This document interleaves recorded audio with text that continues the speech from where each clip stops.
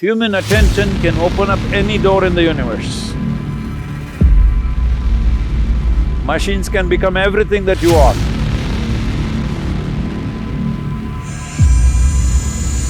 Can do everything that you can do, probably better than you.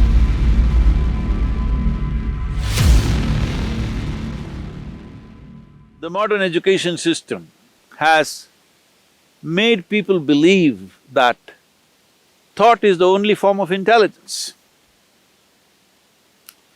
If thought is the only form of intelligence, you will naturally understand that accumulation of data, analyzing data and projecting this data according to your analysis is intelligence. Well, this is a process that any machine can do. This you're beginning to understand now, that even the most complex thought that you think is phenomenal, today your computer can do it without effort.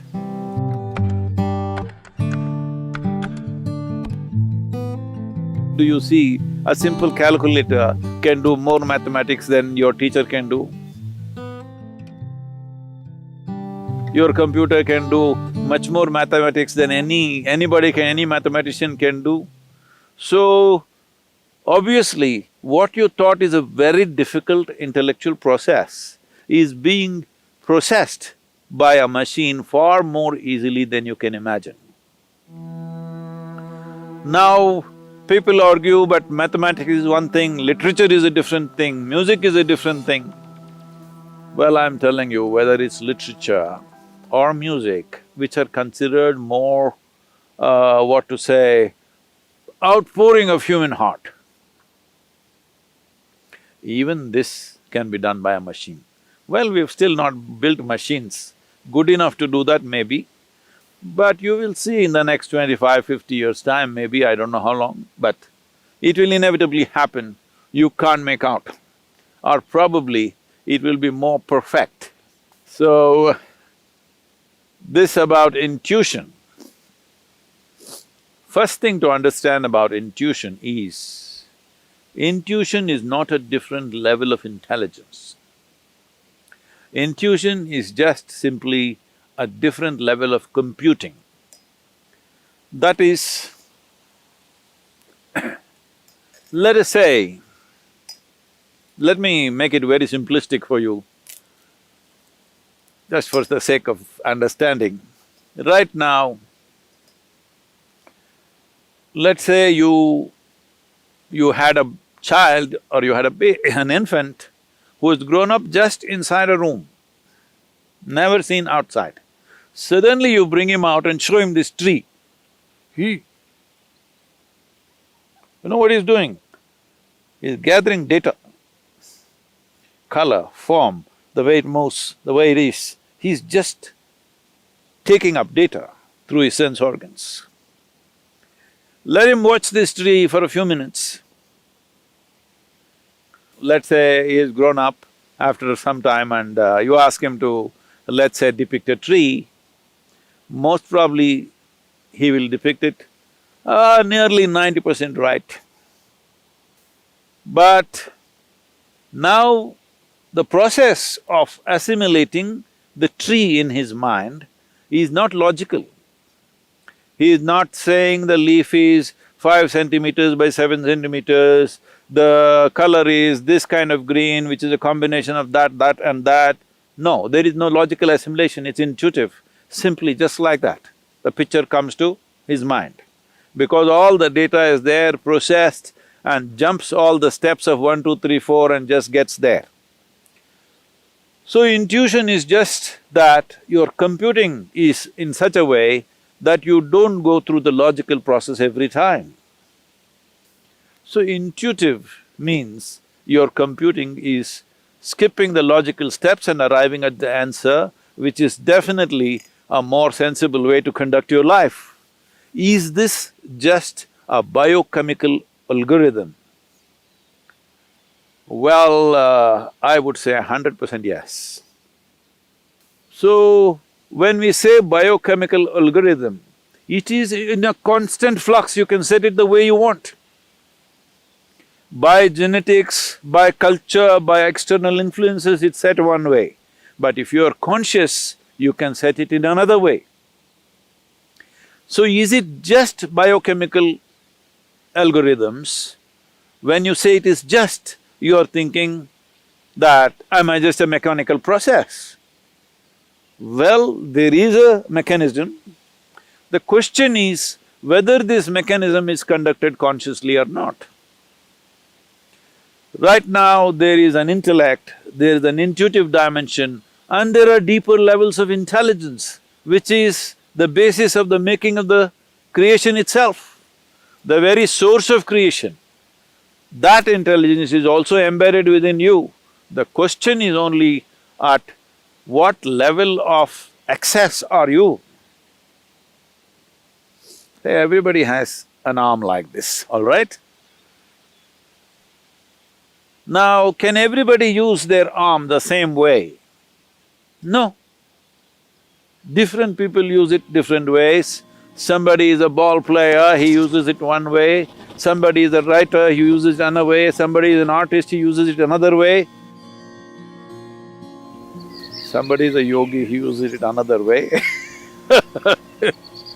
because you have figured out certain aspects of life, somebody else has figured out another aspect of life. Depending upon how you apply yourself, accordingly, your biochemical algorithm is constantly changing. It is not a set process. Well, there are certain settings, because otherwise you won't have a starting place. Like I already said, genetics, cultural influences, Samskriti, that is generations of learning that's happened within you. All these things put together, there is a certain algorithm, but it is not set, it is fluid. You can change it every moment of your life. So your intuition, what kind of intuition do you have? People are just doing guesswork all the time and thinking it's intuition.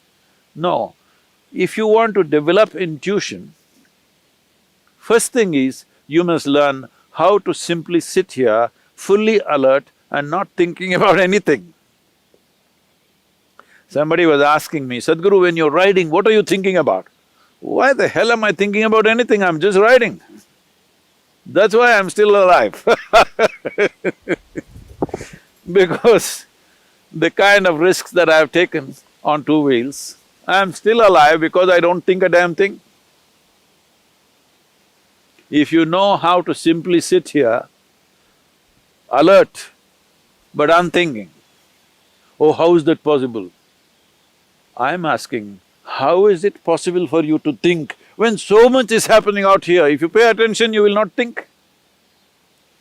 So the most important aspect of life is your attention, not your thoughts. This is what a child who saw the tree for the first time did. Attention. If your attention is on all the time,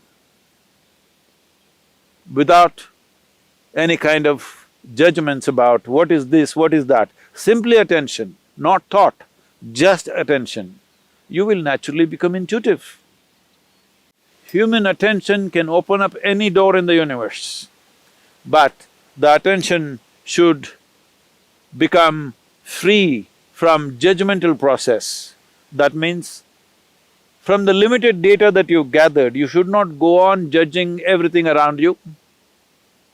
Because even if you think you know everything, the data that you have gathered is very, very limited. If you observe this tree for one whole year, the entire process of it dropping leaves and putting back new leaves and everything, still I'm telling you, you do not even know a small percentage of what the tree is. If you want to understand the biochemical algorithm of that tree, we do not know how long it will take for you to grasp that. So this is a much, much more complex mechanism than the tree. So definitely this, if you spend a lifetime paying attention to this, still what you know is very little. But if as you become more and more conscious, you determine the biochemical algorithms. That means you determine the nature of the experience. But now the question was, can we build machines like this? Yes, we can. As we can build machines which can do math for us, we can build machines which will write stories for us, we can build machines which will make music for us, we can build machines which are intuitive in nature. So, this is a very valid question. This is a question that needs to be looked at more profoundly than just talking about intuition or emotion. It needs to be looked at as a life process, because life process is such, there is no separation between intelligence, intuition, thought, beat of the heart, function of the liver, function of the kidney, or what the spleen is doing, what the brain is doing, there is no differentiation. It is one seamless function. To grasp it that way is most important. Only then you will know life, only then you will experience life to its fullest. Only then you will find that you will be speechless about life because there is no word. What is there? Is there a word? Is there a vocabulary to describe a phenomena like this? There is no word to describe what is life, what is it about. There is no conclusion. When there is no word, there is no conclusion. When there is no conclusion, there is no death. This is the way of liberation. I know you asked a simple question about whether machines can become like this or not. Machines can become everything that you are, can do everything that you can do, probably better than you. As you know, they are doing things better than you. Only thing is, they cannot become consciousness. Well, some people are saying we will build consciousness into a machine. That's not going to happen, because that's life. What you call as consciousness is the essence of life, that which cannot be described, for that which we don't have a word to say what it is, that which is that indescribable force which makes everything happen. That will not happen in a machine, 100%.